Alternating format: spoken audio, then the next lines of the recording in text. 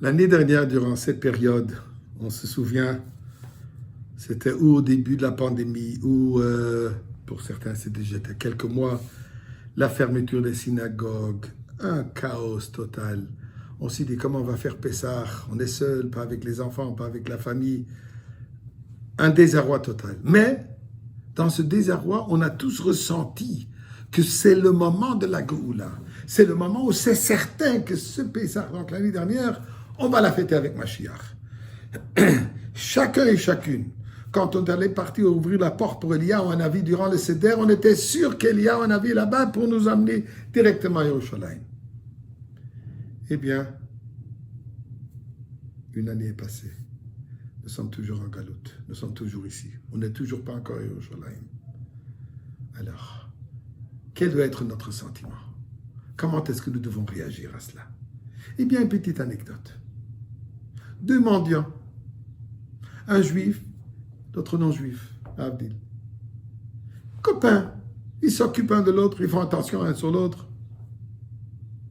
Et comme ça, ils vont de village en village, mangent un peu, mangent ici, mangent là-bas, dorment ici, dorment là-bas, mais pas une vie très agréable.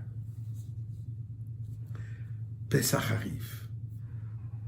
Le mendiant juif réalise que ce soir, c'est le Pessah, le Seder. Il se souvenait du Seder d'il y a des années chez ses parents. Il dit à son copain, tu sais, ce soir, pour les Juifs, c'est la grande fête. Tu n'as aucune idée quelle sorte de célébration. Et il veut que tu saches plus que cela. Ils ont l'habitude d'inviter tout le monde. Alors ce soir, trouve-toi quelque chose d'habille-toi proprement. On va aller ensemble à la synagogue et on va se faire inviter. Et là, finalement, on aura un festin extraordinaire. Je ne suis pas juif. T'en fais pas, personne ne va te poser la question. Mais je ne sais pas quoi faire. Écoute, tu es un garçon intelligent. Regarde avec les yeux ce que les autres font. Tu fais la même chose. À la synagogue, tu vas être à côté de moi et on va prier ensemble. Je vais te donner un livre, tu vas bouger, tu vas bousculer, tu vas te lever, tu vas t'asseoir, tu vas te pencher, tu vas faire comme tout le monde. Juste garde tes yeux ouverts, copie. Et tu es bon à ces choses. Je sais que tu es capable. Tu es un garçon intelligent. Okay. Et on va m'inviter, même que je ne suis pas juif. Tu n'as pas besoin de dire que tu n'es pas juif. Fais-toi inviter, ensuite à table, tu vas faire tout le monde. Ça s'appelle le Seder. Mais attention, je te dis, sache, il va y avoir des prières, il va y avoir des chants, mais avec ces chants et ces prières, vient un repas que tu n'as jamais vu dans ta vie.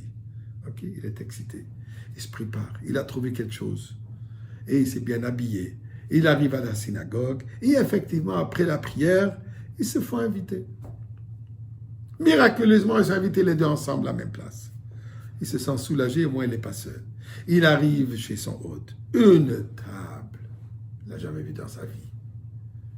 Table dressée, de l'argenterie, des bouteilles de vin, la matzah qui lui ne savait pas ce que c'est, des salades sur la table, des légumes, je dirais de la laitue et différentes autres choses, un œuf et ci, ça. Il dit, mais c'est impressionnant. Il est prêt à commencer à manger. Il dit, attends. Il dit, relax.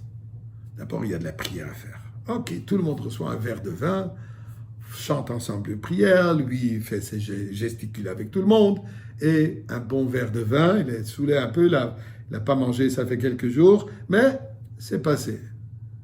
Ensuite, on se lave les mains, on va manger un légume. Ah, il y a un légume fantastique. Oui, il s'avère un petit morceau d'oignon ou un petit morceau de pomme de terre. Il aurait bien voulu quelque chose de plus grand, mais pour l'instant, c'est ça.